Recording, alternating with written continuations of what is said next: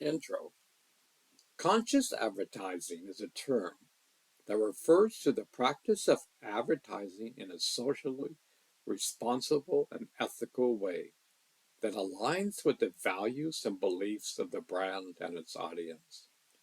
Conscious advertising aims to avoid harmful or misleading content, respect human rights and diversity, protect children's well being, combat misinformation and disinformation, promote sustainability and transparency, and prevent ad fraud.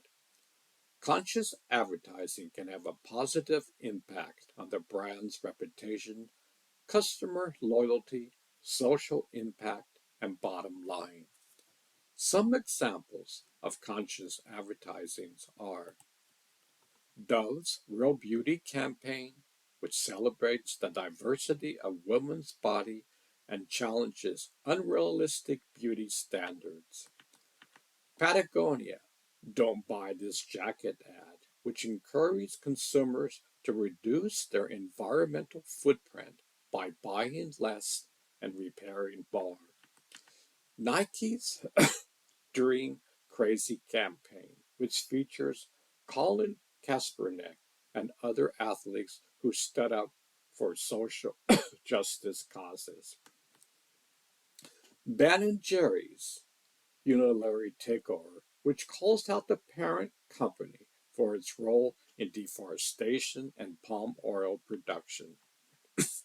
Spotify Back Black History is Now campaign, which showcases the contributions of black artists and activists to music and culture.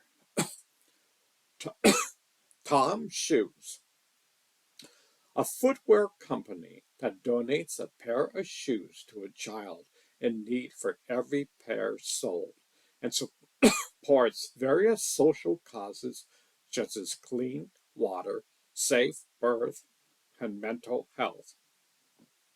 Fargo, a French fashion brand that plants a tree for each item sold and uses recycled and organic materials to reduce its carbon footprint.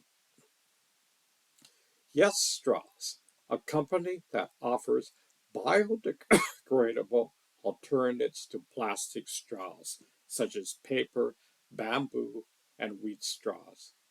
Lush, a cosmetic company that uses natural and cruelty free ingredients, supports animal rights and environmental campaigns, and promotes ethical buying and fair trade practices. Everlane, a clothing company that practices radical transparency, revealing the true cost of its products, the factories where they are made, and the impact they have on the planet. Seventh Generation, a household product company that uses plant based and recycled materials, advocates for climate justice and clean energy, and educates consumers about the environmental consequences of their choices. REI, an outdoor recreational company that encourages people to enjoy nature responsibly, supports conservation efforts and outdoor education, and closes its doors on Black Friday to promote its Opt Outside campaign. Airbnb, a travel platform that promotes diversity and inclusion, supports local communities and causes, and offers free or discounted stays to people affected by disasters or emergency. Starbucks, a coffee company that sources its beans ethically, invests in social and environmental programs, reduces its waste and emissions, and champions human rights and social justice. Lego, a toy company that inspires creativity and learning, users uses renewable energy and recycled materials, supports child development as well-being, and partners with organizations such as UNICEF and WWF.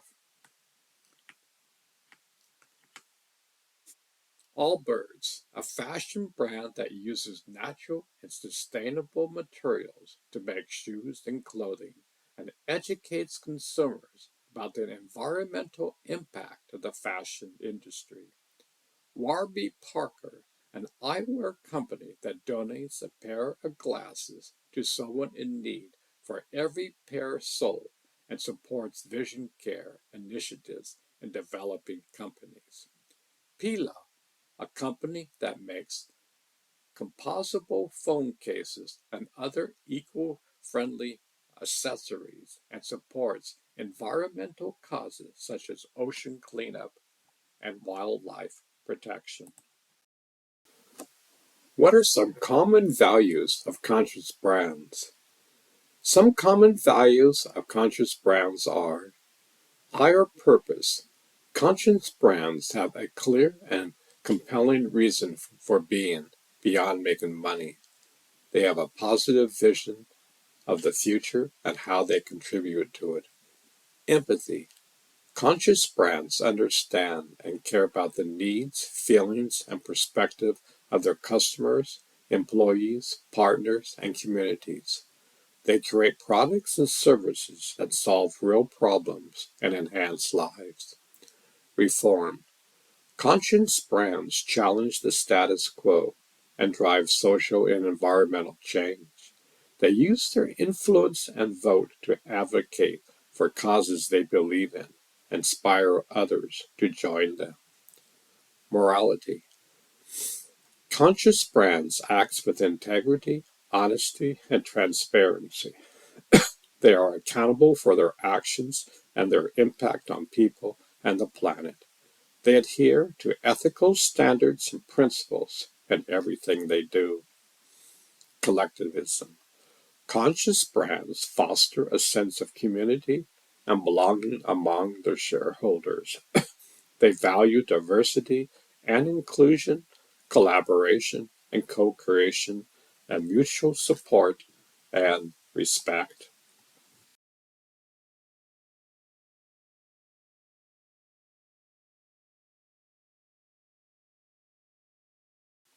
How can we promote these values? I'm glad you agree. I think we can promote these values by being conscious consumers who choose products and services that align with our values and support conscious brands.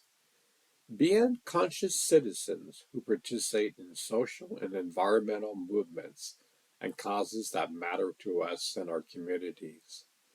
Being conscious leaders who inspire and empower others to act with purpose and empathy. Being conscious learners who seek new knowledge and perspectives and share them with others. Being conscious creators who express ourselves and our values through art, music, writing, or any other form of creativity. Do you have any other ideas on how we can promote these values? I think it would help by reducing the amount of harmful ads that are shown on TV. I think it would be help by reducing the amount of harmful. I see. What kind of ads do you consider harmful? And how do they affect you or others? I think ads that promote unhealthy foods, drugs, or behaviors are harmful. I agree. These ads can have a negative impact on our physical and mental health, as well as our environment and society. How do you usually react when you see these ads? Do you ignore them, change the channel, or do something else? I usually change the channel or mute the sound. I see. That's one way to avoid those ads. Do you think there are any positive or conscious ads that you enjoy watching or listening to? If so, what are they and why do you like them? Yes, I like ads that are funny or inspiring. I like those ads too. They can make us laugh or feel motivated. Can you give me an example of a funny or inspiring ad that you remember? What was it about, and how did it make you feel? In the 60s, there was a Marlboro cigarette commercials. They are banned today. Back then, anybody thought it was possible. Oh, I see. You mean the Marlboro cigarettes commercials? They featured a cowboy riding a horse in the wilderness, right? Why did you like these ads? Did you find them funny or inspiring? I didn't like those ads. I was just saying that they were popular back then. Oh, I misunderstood. I'm sorry. Yes, those ads were popular back then, but they were also misleading and harmful. They tried to make smoking look cool and adventurous, but they didn't show the health risks and consequences. I'm glad they are banned today. Do you smoke, or have you ever smoked? If so, how did you start and how did you quit? No, I don't smoke. That's good to hear. Smoking is bad for your health and the environment. I'm happy that you don't smoke. Do you have any other hobbies or interests that you enjoy? So, my opinion is to slowly, over time, reduce these harmful ads to be promoted.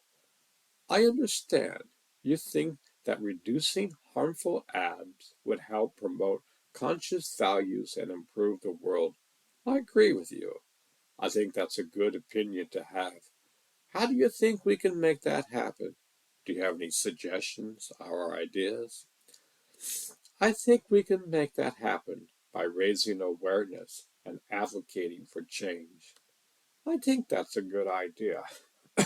Raising awareness and advocating for change can help influence the public opinion and the policymakers. Do you have any examples of how we can do that? Have you ever participated in any campaigns or movements that support conscious values? I spent most of my life talking about the thread of life tying us all together. That's very admirable. The thread of life is a beautiful metaphor for the interconnection and the interdependence of all living beings. How do you talk about it? Do you write, speak, or teach about it? Who do you talk to, and what do you hope to achieve? The history of TV commercials. The history of TV commercials is a fascinating story of how advertising evolved with the medium of television and influenced the culture and society of different times and places. Here's a brief overview of some of the major milestones and trends in the history of TV commercials. 1941, the first ever TV commercial was aired in the United States by Bulova Watch Manufacturing Company, making it the first TV advertisement in the world. That ad was only 10 seconds long, cost between $4 and $9 to create, and was seen by 4,000 people in New York. 1950s-60s, the golden age of TV advertising. This period saw the rise of creative and memorable commercials that used catchy jingles, humor, celebrities, animation, and storytelling to capture the attention and imagination of the viewers. Some of the iconic ads from this era include I Like to Buy the World a Coke, The Marlboro Man, You Deserve a Break Today, Winston Tastes Good Like a Cigarette Should, and A Diamond is Forever. 1980s. The rise of Super Bowl commercials. The Super Bowl became the most watched TV event in the U.S., attracting millions of viewers and advertisers who competed to create the most spectacular, funny, or emotional ads for the big game. Some of the famous Super Bowl ads from this decade included 1984 by Apple, Where's the Beef by Wendy's, Mean Joe Green by Coca-Cola, and the Bud Bowl by Budweiser. 1994. Enter online advertising. The first banner ad was launched on hotwire.com by AT&T, marking the beginning of internet advertising. The ad asks, "Have you ever clicked your mouse right here? You will," and directed users to a website about various online destinations. 2005, the launch of YouTube. YouTube revolutionized online video sharing and consumption, creating new opportunities and challenges for advertisers who wanted to reach the growing audience of online video viewers. YouTube also enabled users to create and upload their own videos, some of which became viral sensations or user-generated ads. 2007. The first smartphone brings video to mobile. The iPhone was introduced by Apple, ushering in a new era of mobile devices that could access the internet, play videos, and run apps. Mobile advertising became a new frontier for advertisers who had to adapt to the smaller screens, shorter attention spans, and location-based features of mobile users. 2013 present, the boom of social media video. Social media platforms such as Facebook, Instagram, Twitter, Snapchat, and TikTok expanded their video capacities, allowing users to watch, create, and share short form or live videos with their friends and followers. Advertisers followed suit, creating engaging and interactive video ads that leverage the social aspects of that platform. 2020, video advertising today. Video advertising is now a dominant force in the advertising industry, accounting for more than half of all digital ad spending in the US. Video ads becoming more diverse, personalized, data-driven, and immersive, using technologies such as artificial intelligence, augmented reality, virtual reality, and 5G. These are some of the highlights of the history of TV commercials, but there are many more details and examples that could be explored. TV commercials have been a part of our lives for decades, influencing our culture, society, and economic in various ways. As technology and consumers' behavior change, so will TV commercials. Some pros and cons of drug commercials. Some pros and cons of drug commercials are: pros. Drug commercials can educate consumers about their treatment options, potential side effects, and the availability of new drugs for their condition.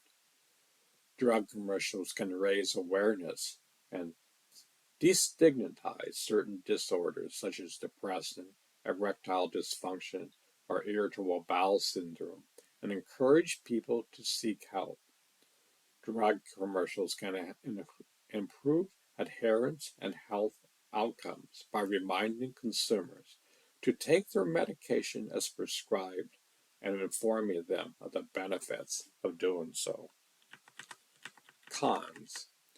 Drug commercials can mislead consumers by exaggerating the benefits, minimizing the risk, or making unsubstantiated claims about the drugs. Drug commercials can interfere with a doctor-patient relationship by creating unrealistic expectations, increasing demand for expensive or unnecessary drugs, or pressuring physicians to prescribe certain drugs.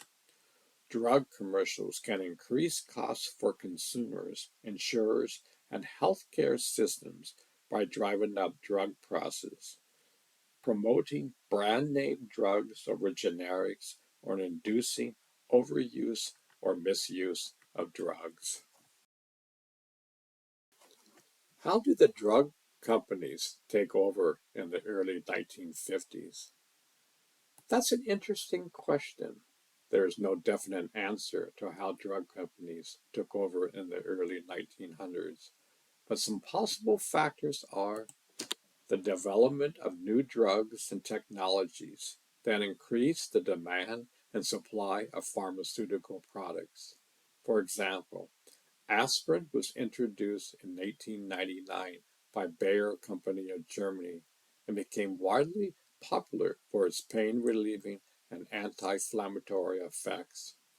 Heroin was also introduced in 1898 by Bayer as a non-addictive substitute for morphine, but soon to prove to be highly addictive and harmful.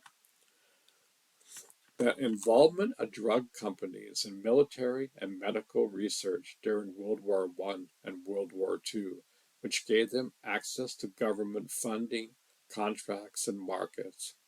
For example, Pfizer supplied the Union Army with painkillers and antiseptics during the American Civil War, and later expanded its production of penicillin during World War II. Merck also supplied the U.S. Army with drugs such as morphine, cocaine, and atropine during World War I. The emerging of black market for illicit drugs, which created competition and incentives for drug companies to produce more potent and profitable substances. For example, amphetamines was first synthesized in 1887 and became popular in the 1920s and 30s as a treatment for various conditions, but also as a recreational drug for truck drivers, athletes, and students. The practice of injecting amphetamines increased in the 50s and 60s, leading to the rise of underground labs and trafficking groups. The lack of effective regulation and oversight of the drug industry, which allowed drug companies to market their products with little or no evidence of safety or efficacy. For example, until the 1906 Pure Food and Drug Act, drug companies could sell unregulated tonic containing ingredients such as cocaine and opium. Even after the act, drug companies could still make false or misleading claims about their products until the 1939 Food, Drug, and Cosmetic Act. These are some of the possible factors that contributed to the rise of drug companies in the early 1900s. However, this is not a comprehensive or definite answer, and there may be other historical, social, economic, or political factors that influence the development of the pharmaceutical industry. I hope this helps you with your query. Drugs have side effects. Drugs have side effects because they are not perfect. They are designed to target a specific problem in the body, but they may also affect another part of the body that are not related to the problem. This can cause unwanted or harmful effects, which are called side effects. Some of the reasons why drugs have side effects are the body is very complex and has many different systems and functions that interact with each other. Drugs may interfere with these interactions and cause imbalances or disruptions in the body. For example, blood thinners may prevent blood clots that can cause heart attacks or strokes, but they may also increase the risk of bleeding or bruising. The body is very diverse and each person is unique. Drugs may work differently for different people depending on their age, gender, genetics, metabolism, allergies, other health conditions, or other drugs or supplements they are taking. For example, some people may be more sensitive or resistant to a drug than others and experience more or less side effects. The drug is not specific enough and affects other targets that are similar to the intended target. Drugs may bind to or block other receptors or enzymes that have similar structures or functions to the ones they are supposed to affect. This can cause unintended effects on other organs or systems in the body. For example, some antidepressants may affect serotonin receptors in the brain that regulate mood, but they may also affect serotonin residues in the gut that regulate digestion and cause nausea or diarrhea. The drug is not stable enough and breaks down into harmful substances in the body. Drugs may degrade over time or under certain conditions such as heat, light, moisture, or acidity. This can produce toxic byproducts that can damage the cells or tissues in the body. For example, some drugs may form reactive oxygen species that can cause oxidative stress and inflammation in the body. These are some of the possible explanations for why drugs have side effects. However, this is not a comprehensive or definite answer, and there may be other factors or mechanisms that influence how drugs affect the body. I hope this helps you. History of pharmacy before 1900s. Before the takeover of drug companies in the early 1900s, pharmacy was mainly practiced by apothecaries and pharmacists who prepared and dispensed medicine from natural sources such as plants, minerals, and animals. They often worked alongside physicians and priests who prescribed and administered treatments. Pharmacy was not a distinct or regulated profession, but rather a part of medicine and folk knowledge. Some of the features of the pharmacy before the 1900s are: pharmacy had its roots in ancient civilizations such as Mesopotamia, Egypt, Greece, Rome, China, and India, where various cultures used medicinal plants and substances to heal diseases and injuries. Some of the earliest known manuals on materia medica, the study of drugs, was written by Sumerians, Egyptians, Greeks, and Chinese. Pharmacy was also influenced by the trade and exploration of new lands, which brought new plants and substances to Europe and America. For example, coca from South America was used to make cocaine, which was first isolated in 1859 by German chemist Albert Niemann. Coca was also used to make cocoa vine, which was populated by French chemist Angelo Marina in 1863. Pharmacy was also influenced by the scientific and industrial revolution, which led to the discovery and synthesis of new drugs and technologies. For example, aspirin was synthesized in 1897 by German chemist Felix Hoffmann at Bayer Company. Heroin was also synthesized in 1898 by another Bayer chemist, Henrik Dresser. Both drugs were initially marketed as safe and efficient remedies for various conditions. Pharmacy was practiced by different types of practitioners, such as apothecaries, pharmacists, druggists, chemists, and herbists. They often operated in shops or laboratories where they prepared and sold medicine. Some of them also provide other services such as bloodletting, leeching, cupping, and surgery. They usually learn their skills through apprenticeship or self-study. Pharmacy was not well regulated or standardized before the 1900s.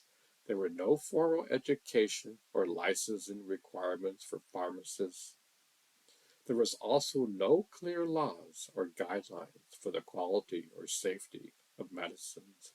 Many medicines were adulterated, mislabeled, or ineffective. Some medicines were also harmful or addictive, such as opium morphine, cocaine, and heroin. These are some of the aspects of pharmacies before the 1900s. However, this is not a comprehensive or definite answer, and there may be some other historical, social, economical, or political factors that influence the development of pharmacy. The top 10 pharmaceutical products. That's an interesting question. According to Statistica, the top 10 pharmaceutical products by sales worldwide in 2022 were sales in billion US dollars. Comedica, biotech Pfizer, $36.2 billion. Spike VX, Moderna, $33.4 billion. Humira, $18.3 billion. Keytruda, American company, $17.9 billion. Paxlovid by Pfizer, $16.8 billion. Eliquis, $15.8 billion. Biktarvy, $12.1 billion. Elair, $1.9 billion. Stellar, $11.5 billion. Relimid, $10.9 billion. However, if you're asking about the most advertising drugs on US TV, then the list is different. Based on Nielsen data, the three top most advertised drugs on TV in 2022, based on ad spending, was Venicute, Dupacent, and Skyrizi. Rumiprints led the pack with more than $315 million US dollars in TV ad expenditures that year, while Duplicent and Skyrizi spent 305.9 and 174 million respectively. Other drugs that made the top 10 of most advertised drugs on TV in 2002 were Eliquis, Humira, Keytruda, Lyrica, Oxenic, Trulicity, and Zexanis. I hope this answers your question. Why do drug commercials have people who seem their lives are so happy? That's an interesting question. There are different possible reasons why drug commercials have people who seem to be so happy. One reason is they want to show the benefits of their products and how they can improve the quality of life of people who suffer from certain conditions. Another reason is they want to attract the attention of potential customers and persuade them to ask their doctors about the drugs. A third reason is they want to avoid showing the negative side effects or risks of their drugs, which might discourage people from buying them. Drug commercials are a form of advertising and use various techniques to influence the emotions and behaviors of the viewers. Some famous drug commercials on TV are Renvoc, a prescription medicine for rheumatoid arthritis, psoriatic arthritis, and atopic dermatitis. It was the most advertised drug on US TV in 2022, with more than $315 million in TV ad expenditures. Drubextant, a prescription drug for moderate to severe atopic dermatitis, asthma, and chronic rhinitis with nasal polyps. It was the second most advertised drug on US TV, with $305 million US in TV ad expenditures. Skyrizi, a prescription drug for moderate to severe plaque psoriasis. It was the third most advertised drug on U.S. TV in 2022, with 174 million U.S. dollars in TV ad expenditure. Humira, a prescription drug for rheumatoid arthritis, psoriasis arthritis, Crohn's disease, ulcerative colitis, plaque psoriasis. It was a top spending pharmaceutical brand for TV commercials in November 2019 with 37.6 billion US dollars. Vilab, a prescription drug for bipolar disorder with schizophrenia. It was one of the featured TV advertisers during the Super Bowl 2013 with a spot featuring Nick Jonas and a song by Trix. These are some of the examples of famous drug commercials on TV, but there are many more. You can browse more pharmaceutical and medical TV commercials on iSpot TV. Renvo can cause side effects. Renvo can cause side effects ranging from mild to serious. Some of the side effects of Renvo are nausea, which is a feeling of sickness or discomfort in the stomach. This is a common side effect that may go away with time or of anti-nausea medications. Cough, which is a sudden explosion of air from the lungs. This is a common side effect that may be caused by upper respiratory tract infections, such as the common cold. Fever, which is a rise in body temperature above the normal range. This is a common side effect that may indicate an infection or inflammation in the body. Upper respiratory tract infections, such as the common cold, tonsillitis, or sinusitis. These are indications that affect the nose, throat, or sinuses. They are common side effects that may cause symptoms such as cough, sore throat, runny nose, or congestion. Serious such infections such as tuberculosis, pneumonia, or fungal infections. These are infections that can affect different parts of the body and can be life-threatening if not treated properly. They are rare but serious side effects that may require hospitalization or discontinuing of rennet. Cancer, such as lymphoma, lung cancer, or skin cancer, there are abnormal growth of cells that can invade and damage other tissues and organs. They are rare but serious side effects that may increase with long-term use of Renovic or in combination with other immunosuppressive drugs. Blood clots, such as deep vein thrombosis, pulmonary embolism, or arterial thrombosis. These are clumps of blood that can block the flow of blood in the veins or arteries and can cause serious complications such as stroke, heart attack, or death. They are rare but serious side effects that may arise more often in people who have risk factors such as smoking, obesity, or history of blood clots. These are not all the possible side effects of Renvec. For more information, please talk to your doctor or pharmacist and visit the FDA website. If you experience any serious or bothersome side effects while taking Renovic, call your doctor right away or seek emergency medical attention.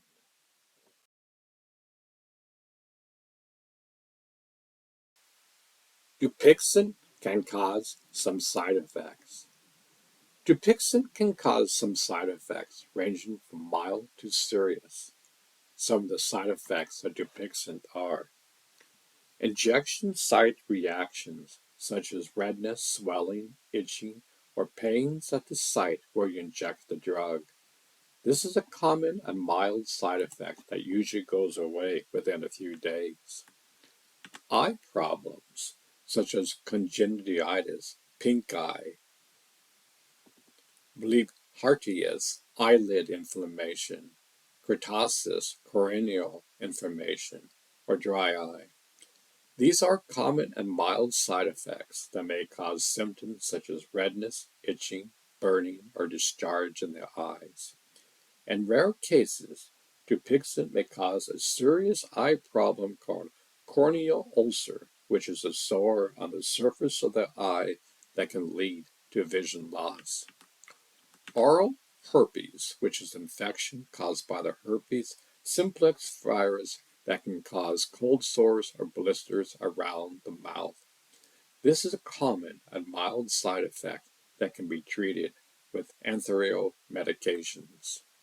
Esophaga, which is an increase in the number of esophagus, a type of white blood cell that fights infections and allergies. This is a common and mild side effect that usually does not cause any symptoms, but may be detected by blood tests. Serious allergic reactions, which is a rare but serious side effects that can cause symptoms such as rash, hives, swelling of the face, lips, tongue, or throat, difficult breathing, or low blood pressure. This can be life-threatening and requires immediate medical attention. Vasculitis, which is a rare but serious side effect that can cause inflammation and damage to the blood vessels. This can happen if you have asthma or stop and reduce your use of steroid medications while taking Dexpedin. This can cause symptoms such as fever, rash, joint pain, or kidney problems. These are not all the possible side effects of Dupixent. For more information, please talk to your doctor or pharmacy or visit the FDA website. If you have experienced any serious or bothersome side effects while taking Dupixent, call your doctor right away or seek emergency medical attention. Skyrizi can cause some side effects. Skyrizi can cause some side effects ranging from mild to serious. Some of the side effects of Skyrizi are upper respiratory infections such as the common cold, sinusitis, or pharyngitis. These are infections that affect the nose, throat, or sinuses. They are common and mild side effects that may cause symptoms such as running noses, sore throat, or cough. Headache, which is a pain or discomfort in the head or neck. This is a common and mild side effect that may be caused by various factors such as stress, dehydration, or lack of sleep. Fatigue, which is a feeling of tiredness or lack of energy. This is a common and mild side effect that may affect your ability to perform daily activities or exercises. Injection site reactions such as bruising, redness, swelling, itching, pain, or warmth at the site when you inject the drug. This is a common and mild side effect that usually goes away within a few days. Fungal infections such as aphids foot, ringworm, or, or Tina varicella. These are infections that affect the skin or nails and are caused by fungi. They are common and mild side effects that may cause symptoms such as rash, itching, scaling, or discoloration of the skin. Serious allergic reactions, which is rare, but serious side effects that can cause symptoms such as rash, hives, swelling of the face, lips, tongue, or throat, difficult breathing, or low blood pressure. This can be life-threatening and requires immediately medical attention. Serious infection, which is a rare but serious side effect that can affect different parts of the body and can be caused by bacteria, viruses, or fungi. This can cause symptoms such as fever, chills, cough, shortness of breath, or pain. This can be life-threatening and requires personal prompt treatment with antibiotics or antivirals. These are not all the possible side effects of Skyrizi. For more information, please talk to your doctor or pharmacist or visit the FDA website. If you experience any serious or bothersome side effects when taking Skyrizi, call your doctor right away or seek emergency medical attention. Humira can cause side effects. Humira can cause some side effects ranging from mild to serious. Some of the side effects of Humira are injection site reactions, such as redness, swelling, itching, pain, or bruising at the site where you inject the drug. This is a common and mild side effect that usually goes away within a few days.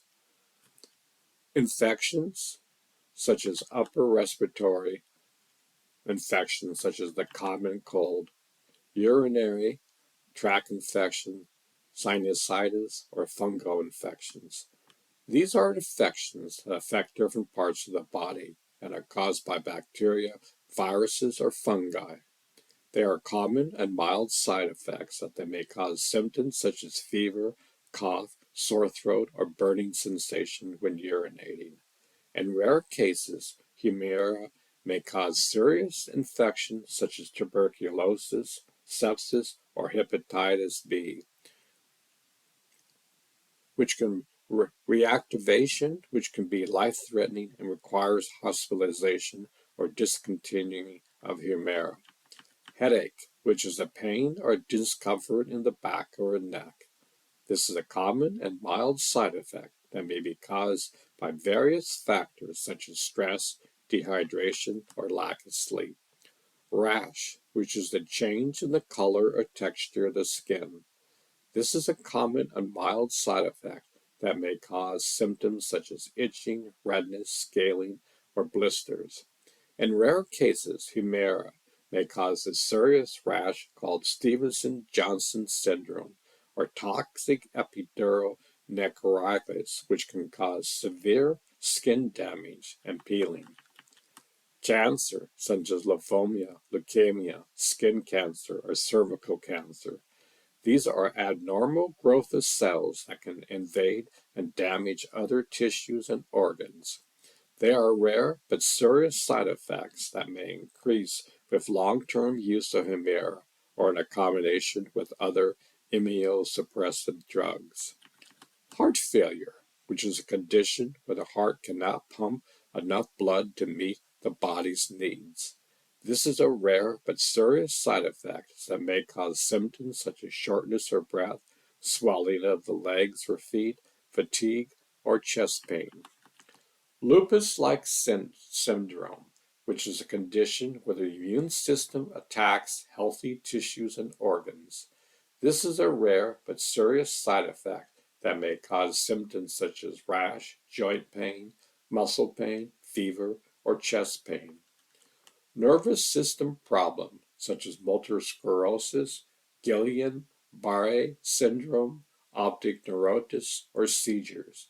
These are conditions that affect the brain, spinal cord, nerves, or eyes. They are rare but serious side effects that may cause symptoms such as numbness, tingling, weakness, vision change, or loss of consciousness. Decrease in certain types of blood cells, such as red blood cells, anemia, white blood cells, neutropenia, or platelets. These are cells that carry oxygen, fight infections, or help with blood clotting. They are rare, but serious side effects that may cause symptoms such as fatigue, pale skin, infections, bruising, or bleeding. These are not all the possible side effects of Humira. For more information, please talk to your doctor or pharmacist or visit the FDA website. If you experience any serious or bothersome side effects while taking Humira, call your doctor right away or seek emergency medical attention. Thyrolar can cause some side effects.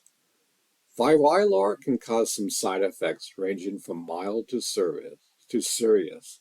Some of the side effects of Vylar are weight gain, which is an increase in body weight that may affect your health or self-esteem. This is a common and mild side effect that may occur with long-term use of Vylar. Akathanasia, which is a feeling of restlessness and an urge to move around. This is a common and mild side effect that may cause discomfort or anxiety. Drowsiness, which is a feeling of sleeplessness or reduced alertness. This is a common and mild side effect that may affect your ability to drive, operate machinery, or perform other tasks that require attention. Nausea, which is a feeling of sickness or discomfort in the stomach. This is a common and mild side effect that may go away with time or with anti-nausea medications. Headache, which is the pain or discomfort in the head or neck. This is a common and mild side effect that may be caused by various factors such as stress, dehydration, or lack of sleep.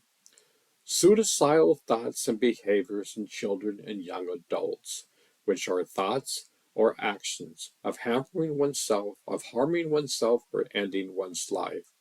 This is a rare but serious side effect that may occur in people who have depression or other mental health conditions. Vylar is not approved for use in people younger than 18 years old. If you or someone you know have suicidal thoughts or behaviors while taking Vylar, call 911 or go to the nearest emergency room right away. Increased risk of death in older adults with psychosis due to dementia, which is a loss of mental abilities that affect memory, thinking, and behavior. This is a rare but serious side effect that may occur in people who have dementia-related psychosis, a condition where they have false beliefs or see or hear things that are not there. Vylar is not approved for use in people with dementia-related psychosis.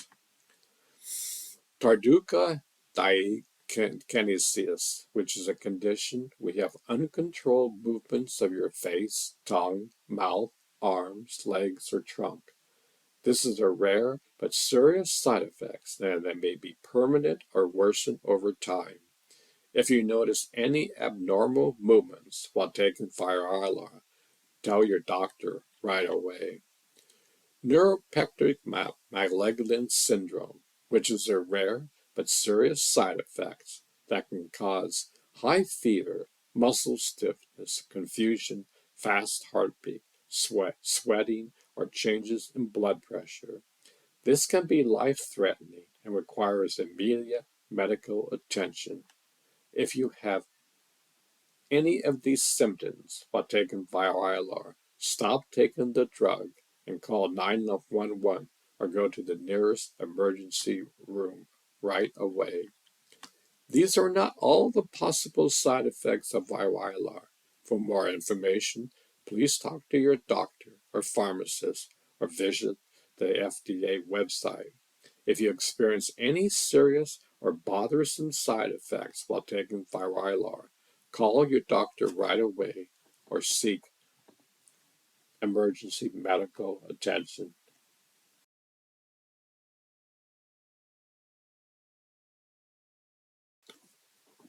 Why do people think I don't have to change my lifestyle taking a drug?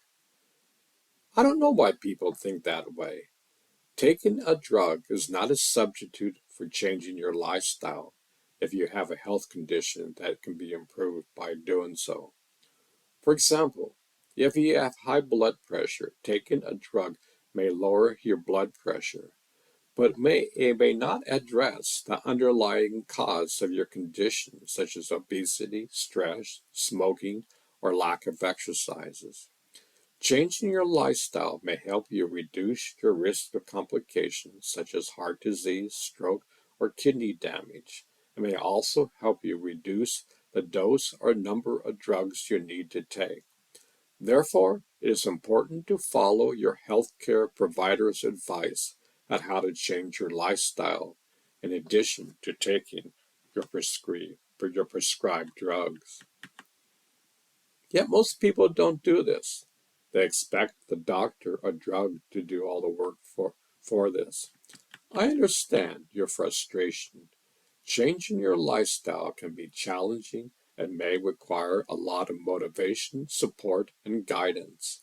Some people may not be aware of the benefits of lifestyle changes, or they may face barriers or difficulties in making them. Some people may also have misconceptions or unrealistic expectations about the effects of drugs, and they may not trust their healthcare providers' recommendations. These are some of the possible reasons why some people don't change their lifestyle when taking a drug. However, this is not an excuse for ignoring your health and well-being. I encourage you to be proactive and responsible for your own health and to seek help from your health care providers or any other resources if you need assistance in changing your lifestyle. I totally agree with you. I've been practicing preventative medicine for 50 plus years, yet the majority of people don't want to change. What is the psychological reason behind that? People may think that they don't have to change their lifestyle when taking the drug because of various psychological reasons, such as they are motivated by negative emotions such as fear, guilt, shame, or anger that prevent them from making positive changes. For example, they may fear failure, rejection, or loss of control if they try to change their habits. They are so trapped by thinking fallacy such as denial, rationalization, or confirmation bias that distort their perception of reality and justify their behavior. For example, they may deny the severity of their condition, rationalize their unhealthy choices, or seek information that supports their beliefs and ignore information that challenges them. They try to eat the entire elephant, meaning they set unrealistic or overwhelming goals that are too hard to achieve or maintain. For example, they may try to change everything at once without breaking down their goals into smaller and more manageable steps. They neglect the toolbox, meaning they lack the skills, resources, or support to make effective changes. For example, they may not know how to cope with stress, cravings, or temptations, or they may not have access to professional help, social support, or healthy alternatives. They underestimate the process, meaning they do not appreciate the complexity and difficulty of changing their lifestyle. For example, they may expect quick and easy results without considering the challenges and setbacks that may occur along the way. They forget that failure is usually a given, meaning that they do not accept that making mistakes is part of the learning process. For example, they may view failure as a sign of weakness or incompetence rather than as an opportunity for feedback and improvement. They don't make a commitment, meaning they don't have a clear and strong intention to change their lifestyle. For example, they may lack motivation, confidence, or willpower to stick to their plan and overcome obstacles. These are some of the possible physiological reasons why people don't change their lifestyle when taking the drug. However, this is not a comprehensive or definite answer, and there may be other factors or influences that affect people's behaviors and choices. I hope this helps you with your inquiry. How to balance your mind, body, and soul? That's a great question. There are many ways to achieve harmony between your mind, body, and soul, depending on your preferences and beliefs. Here are some general tips that may help you. Practice yoga, meditation, and spirituality. These practices can help you connect with your inner self, calm your mind, and straighten your body. They can also enhance your awareness, intention, and reflection. Switch to a natural lifestyle. Avoid processed foods, chemicals, and toxins that can harm your health and well-being. Choose organic, whole foods, natural remedies, and eco-friendly products that nourish your body and soul. Cultivate self-awareness and be non-judgmental. Listen to your body's signals, emotions, and thoughts. Be mindful of how you feel and what you want. Don't judge yourself or others harshly, but accept yourself and others as they are. Switch to Ayurvedic lifestyle and diet. Ayurvedic is an ancient system of medicine that balances the mind, body, and soul through personalized diet, herbs, massage, and lifestyle practices. It can help you prevent disease, promote longevity, and enhance happiness. Balance your mind, body, and soul during a crisis. When you face challenges or difficulties in life, it is important to maintain your well-being in all aspects. You can do this by developing healing intention, finding meaning in your life and work, seeking social support, engaging in positive activities, and taking care of your physical health. Straighten your three brains. According to some researchers, we have three brains that interact with each other: the head brain, the heart brain, and the gut brain. Each brain has its own functions, intelligence, and influences on our health and behavior. To balance them, you can practice cognitive exercises for the head brain, emotional exercises for the heart brain, and nutritional exercises for the gut brain. I hope these tips are helpful for you. The United States spends trillions on healthcare every year. That's a concerning statement. According to the latest data, the United States does spend more on healthcare than any other high-income country, both as a share of GDP and per person. However, this spending does not translate into better health outcomes for Americans compared to other countries. The U.S. have the lowest life expectancy at birth, the highest death rates for avoidable or treatable conditions, the highest maternal and infant mortality, the highest chronic disease burden and obs- obesity rates, the high obesity rates, the highest rates of people skipping or delaying care because of costs. Some of the possible reasons for this discrepancy are: the United States does not have universal health coverage, unlike other countries. The United States pays higher prices for healthcare services and products, such as drugs and medical devices. The United States underinvests in social services that affect health, such as education, housing, and nutrition. The United States has a low supply of physicians and hospital beds per population. These are some of the challenges that the United States healthcare system faces in delivering high quality, accessible, and equitable care to its population. Doctors may need more education on nutrition. That's a provocative question. I don't think it's fair to say that doctors are ignorant about nutrition. But it's true that many doctors lack adequate nutrition education in medical school and beyond. According to a recent study, most medical students receive an average of 11 hours of nutritional training throughout their entire medical program, which is far below the recommended 25 hours. Some of the reasons for this gap are the medical curriculum is already overwhelmed with other topics, and there is not enough time or funding to add more nutritional content.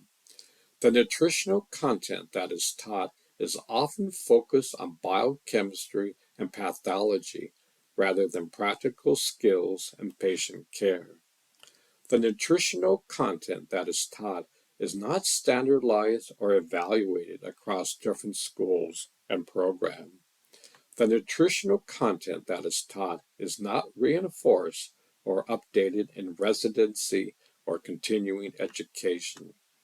This lack of nutritional education can have negative consequences for doctors and their patients.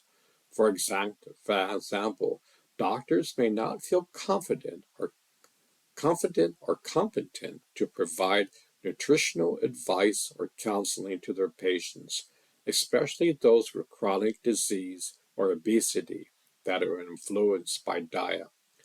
Doctors may also not be aware of the latest evidence or guidelines on nutritional interventions or therapies.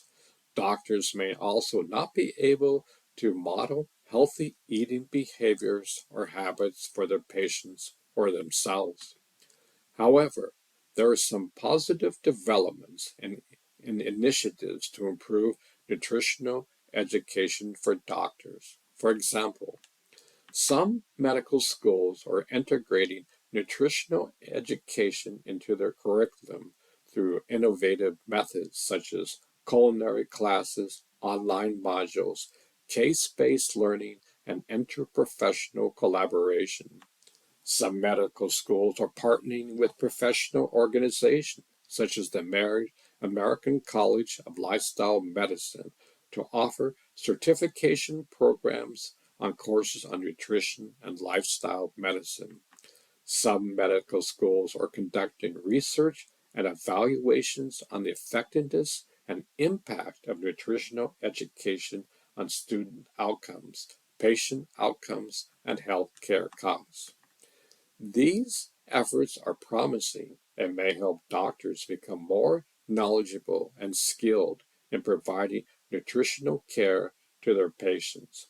However, more support and resources are needed to make nutritional education The majority of the U.S. eats in junk medical food. education. That's a generalization that may not be accurate for every individual. But there's some evidence that junk food consumption is high among Americans. According to the data from the National Health and Nutritional Examination Survey, junk food is defined as products that are high in calories, sodium, added sugars, or saturated fat, such as pizza, burgers, fries, chips, cookies, cakes, ice cream, soda, and energy drinks. Some of the statistics on junk food consumption in the U.S. are in 2013 to 2016, 36.6% of adults consumed fast food on a given day. Fast food consumption was higher among younger adults, men, non-Hispanic, Black adults, and higher income adults. In 2017 to 2018, grocery stores provided the largest proportion of junk food, 72% for children, 77% for adults, followed by other sources, 13%, 12%, restaurants, 8%, 9%, schools, 4%, and work sites, 1%. The most common type of junk food were sugar-sweetened beverages, savory snacks, sweets, and pizza. In 2017-2018, junk food accounted for 28% of the total caloric intake of the average American. This percentage was higher than in 2001 to 2012 and 2019 to 2019.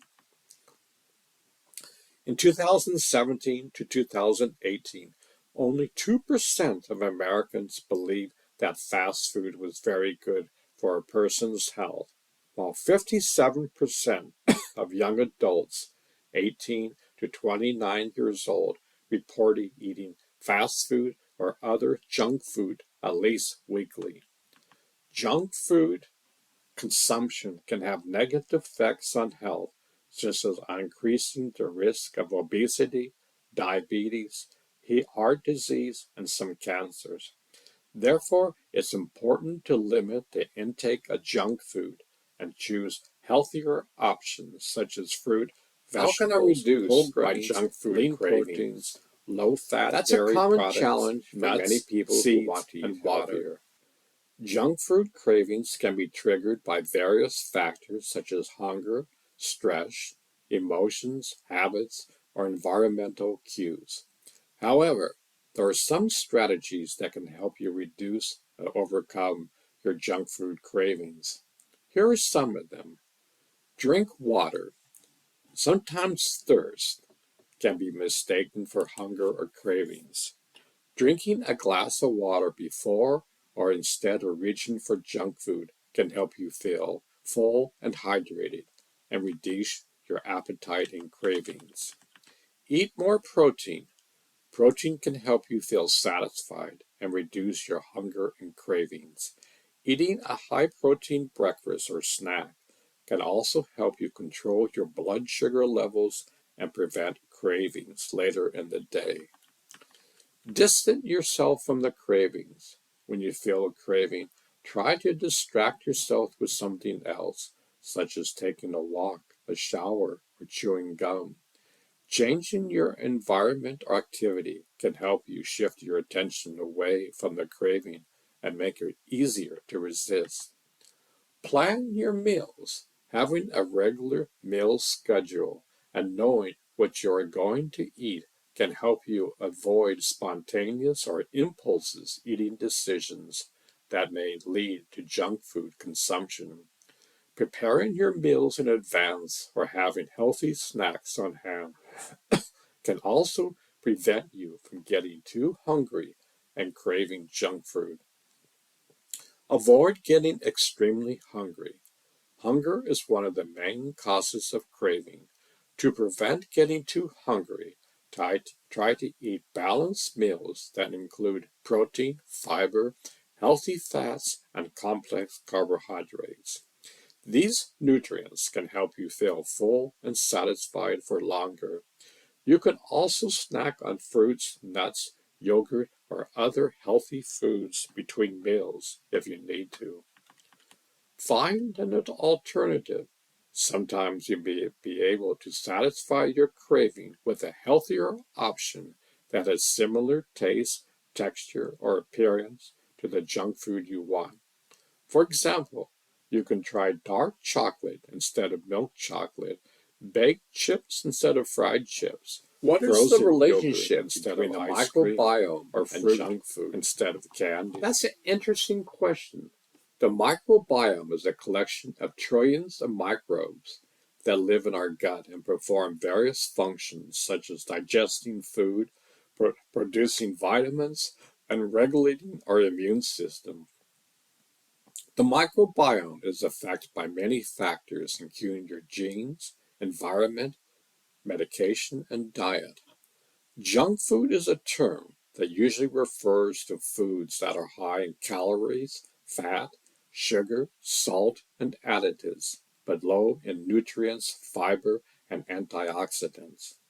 Examples of junk food include fast food, processed snacks, sweets, soda, and energy drinks. Several studies have shown that junk food can have a negative impact on the microbiome.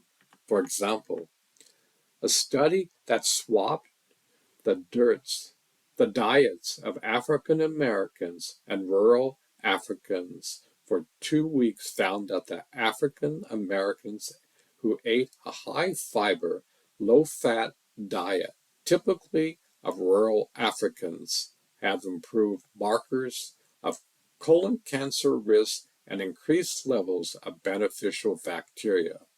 Rather, rural Africans who ate a high-fat, low-fiber diet, typical of Westerners, had worsened markers of colon cancer risk and decreased levels of beneficial bacteria. A study that fed lab mice a high-fat diet for 12 weeks found that they developed obesity, diabetes, inflammation, and altered gut microbiota. The high-fat diet reduced the diversity and abundance of beneficial bacteria and increased the level of harmful bacteria and toxins in the gut. A study that tracked the gut microbiome of a student who ate only McDonald's meals for 10 days found that he lost nearly 40% of his bacterial species and increased the level of bacteria associated with obesity and inflammation. His microbiome did not fully recover even after 2 weeks of returning to normal diet. These studies suggest that junk food can harm the microbiome by reducing its diversity and balance, increasing the level of destructive bacteria that produce toxins and inflammation, and decreasing the levels of protective bacteria that produce anti-inflammatory substance and prevent diseases.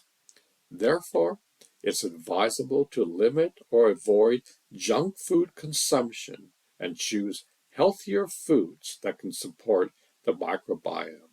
Some examples of foods that can benefit the microbiome are fruits and vegetables. These foods are rich in fiber, antioxidants, vitamins, minerals, and phytochemicals that can feed the beneficial bacteria and prevent the growth of harmful bacteria. They can also help lower inflammation and oxidative stress in the gut. Whole grains. These foods are also high in fiber and other nutrients that can nourish the microbiome. They are also contain prebiotics, which are substances that stimulate the growth of beneficial bacteria in the gut. Legumes. These foods are another good source of fiber, protein, vitamins, minerals, and phytochemicals that can benefit the microbiome. They also contain resistant starch, which is a type of carbohydrate that resists digestion in the small intestine and reaches the large intestine, where it is fermented by the beneficial bacteria. Nuts and seeds. These foods are high in healthy fats, protein, fiber, antioxidants, vitamins, minerals, and phytochemicals that can support the microbiome. They also have anti-inflammatory and antimicrobial properties that can prevent the gut from damage. Fish. These foods are rich in omega-3 fatty acids, protein, vitamin D, selenium, iodine, and other nutrients that can benefit the microbiome. Omega-3 fatty acids can modulate the composition and function of the gut microbiota and reduce inflammation in the gut. Fermented foods. These foods are made by adding bacteria or yeast to foods such as yogurt, kefir, cheese, sauerkraut, kimchi, miso, tempeh, kombucha, and sourdough bread. Fermented foods can provide probiotics, which are live microorganisms that can improve the diversity and balance of the microbiome. They can also produce metabolites, which are short chain fatty acids, which have anti-inflammatory and anti-cancer effects in the guts. These tips may help you to improve your microbiome. How do antibiotics affect the microbiome? Reverse the damage? That's a relevant question. Antibiotics are drugs that kill or inhibit the growth of bacteria that causes infection. However, antibiotics can also affect the microbiome, which is the collection of trillions of microbes that live in our gut and perform various functions, such as digesting food, producing vitamins, and regulating our immune system. Several studies have shown that antibiotics can have a negative impact on the microbiome. For example, antibiotics can reduce the diversity and abundance of beneficial bacteria in the gut and increase the levels of harmful bacteria and toxins that cause inflammation and diseases. Antibiotics can alter the balance and function of the microbiome, affecting its ability to produce metabolites such as short chatty fatty acids that have anti-inflammatory and anti-cancer effects in the gut. Antibiotics can promote the spread of antibiotic-resistant genes among the bacteria in the gut, making them harder to treat with existing drugs. The effects of antibiotics on the microbiome can vary depending on several factors, such as the type and dose of antibiotics. For example, broader spectrum antibiotics that target a wide range of bacteria may have a greater impact than narrow spectrum antibiotics that target specific bacteria. The duration and frequency of antibiotic treatments.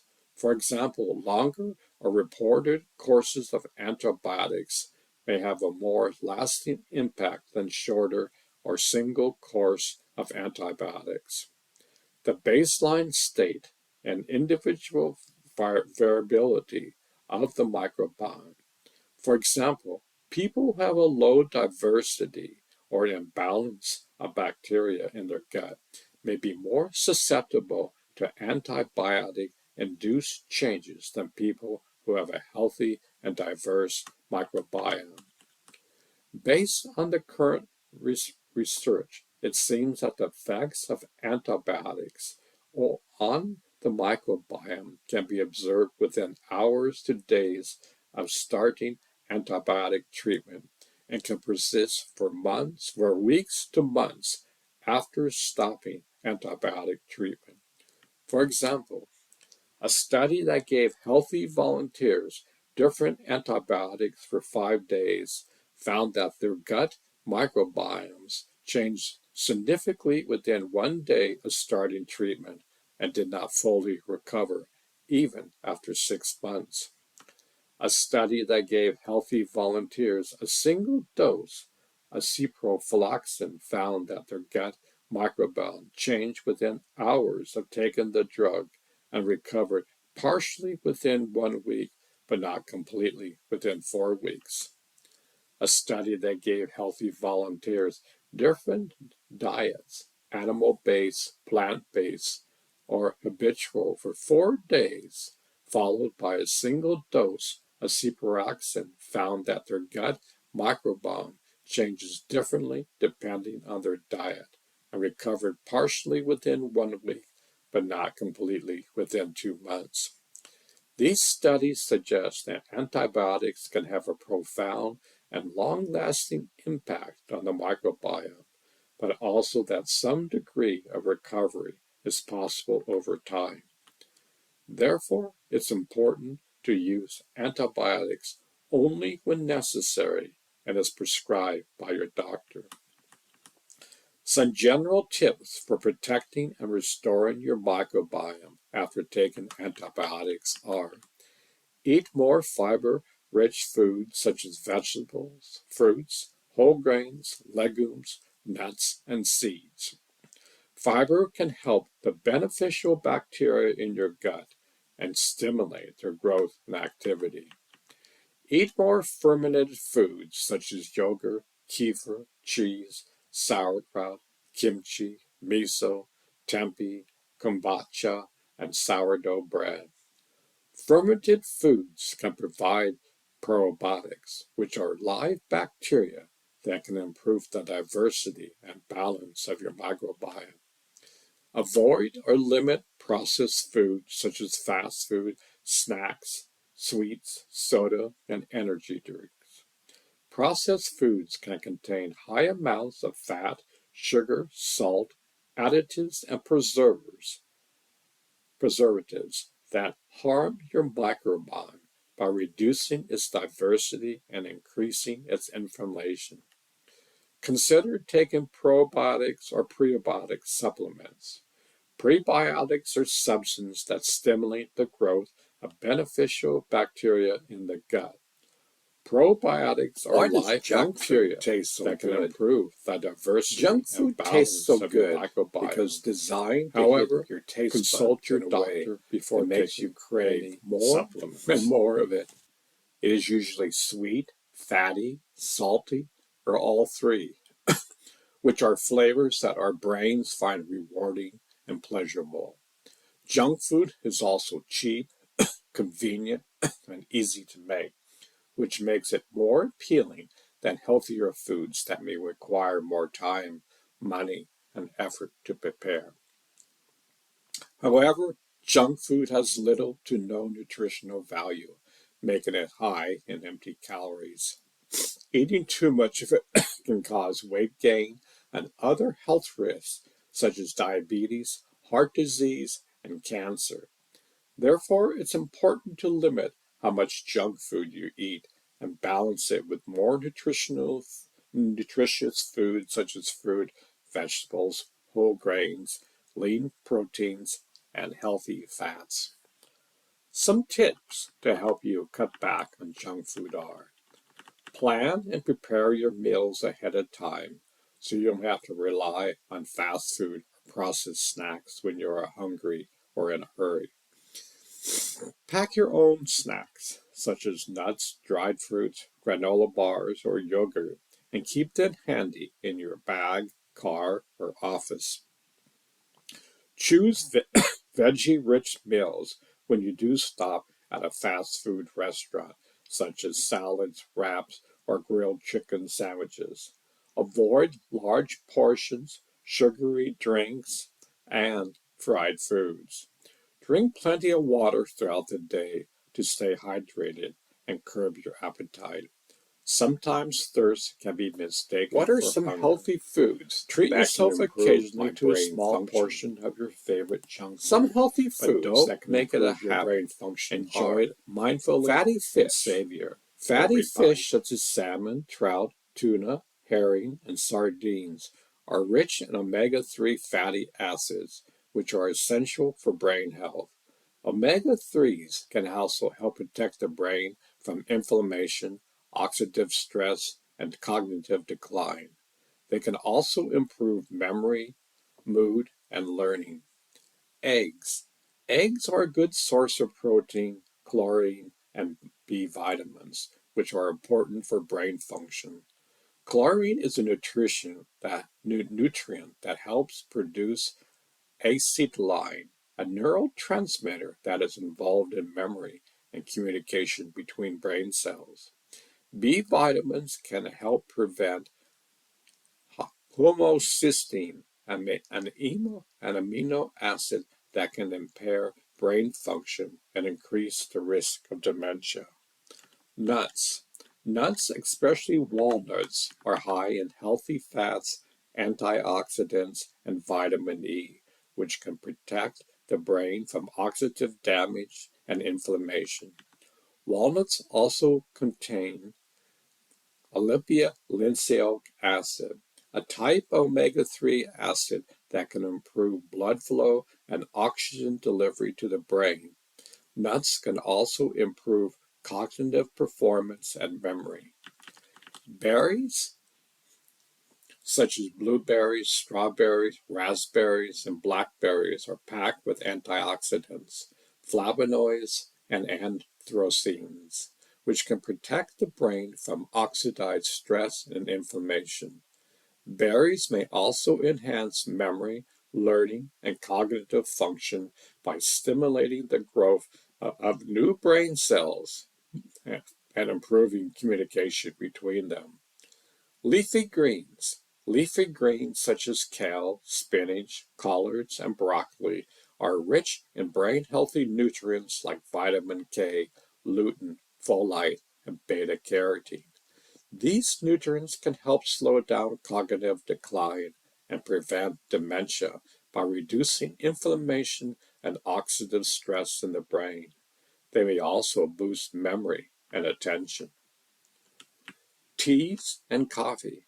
Teas and coffee contain caffeine, which can enhance alertness, concentration, and mood by stimulating the central nervous system.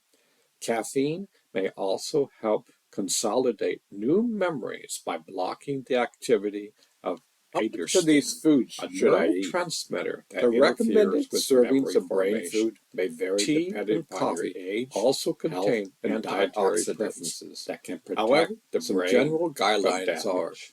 Fatty fish. Aim for at least one serving per week or more if you can. A serving is about 3.5 ounces of cooked fish or about 3/4 of a cup of flake fish. Eggs. Eat up to one egg per day unless you have high blood cholesterol or diabetes, in which you should limit your intake to 2 yolks per week. Nuts. Eat more than 5 1-ounce servings per week, or about a handful of nuts per day. Choose unsalted and unroasted nuts to avoid excess sodium and fat. Berries. Eat 2 or more half cup servings per week, or about a cup or fresh or frozen berries per day. Choose a variety of colors and types to get the most benefit. Leafy greens. Eat 6 or more servings per week, or about a cup of raw or half a cup of cooked leafy greens per day. Include different types of greens such as kale, spinach, collards, and broccoli. Tea and coffee. Drink up to 4 cups of tea or coffee per day, preferably without sugar or cream. If you are sensitive to caffeine, limit your intake to earlier in the day to avoid disrupting your sleep.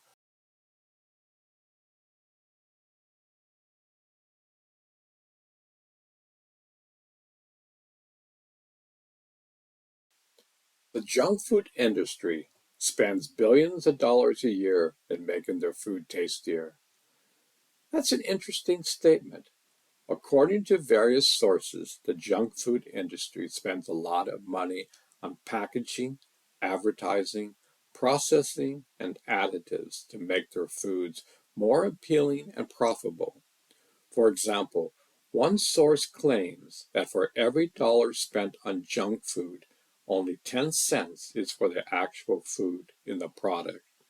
Another source estimates that the fast food industry spends more than 5 million every day marketing unhealthy foods to children.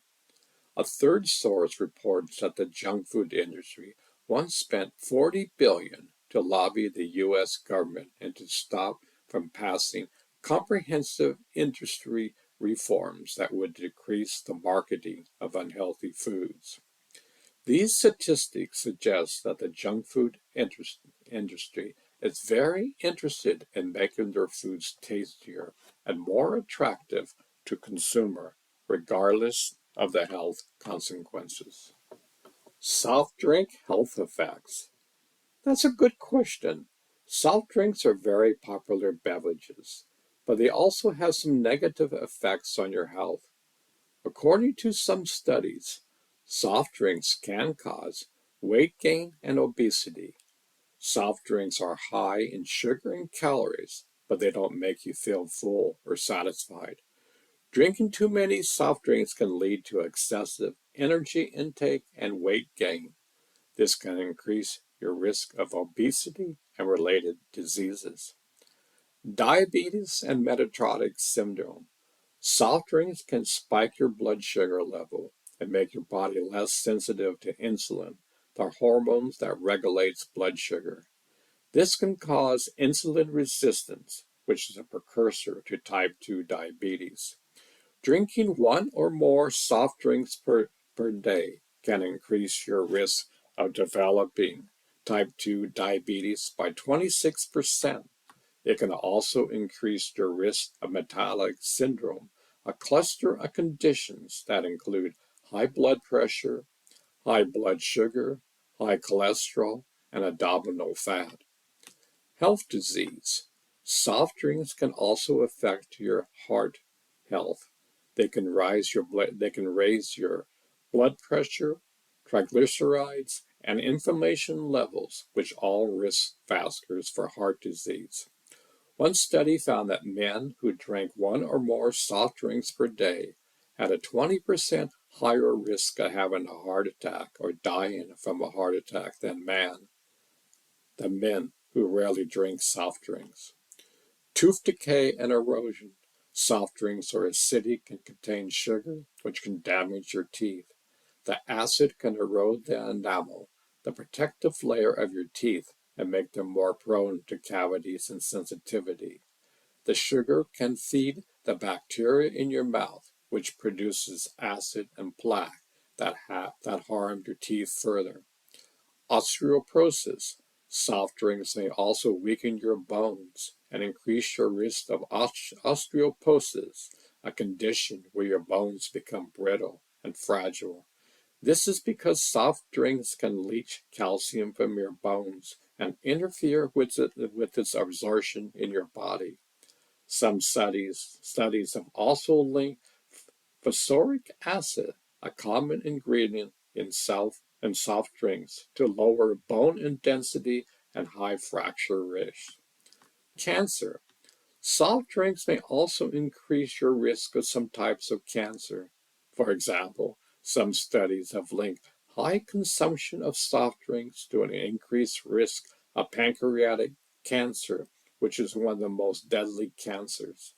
Other studies have suggested that artificial sweeteners, such as aspartame, may be carcinogenic in animals, but the evidence is not conclusive for humans. Additionally, some packaging materials for soft drinks, such as plastic bottles and cans, may contain chemicals that can leach into the drink and cause cancer or other health problems.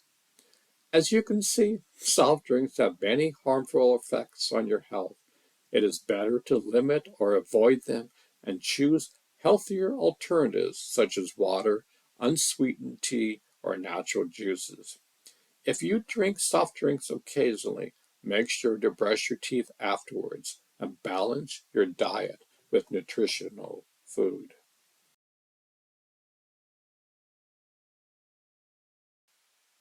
How much sugar is in a can of soda? The amount of sugar in a can of soda varies depending upon the brand and the size of the can. However, a typical 12-ounce can of soda contains about 40 grams of sugar, which is equivalent to 10 teaspoons of sugar.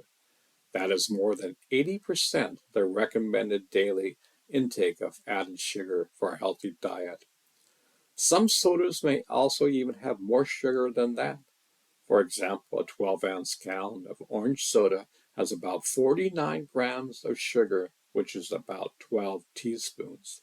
A 12-ounce can of sparkling juice has 23 grams of sugar, which is about 6 teaspoons. Drinking too much sugar from soda can have negative effects on your health, such as weight gain, diabetes, heart disease, tooth decay, and more. It is better to limit or avoid soda and choose healthier drinks such as water, unsweetened tea, or natural juices. If you do drink sodas occasionally, make sure to check the nutritional label for the sugar content and be mindful of your portion size.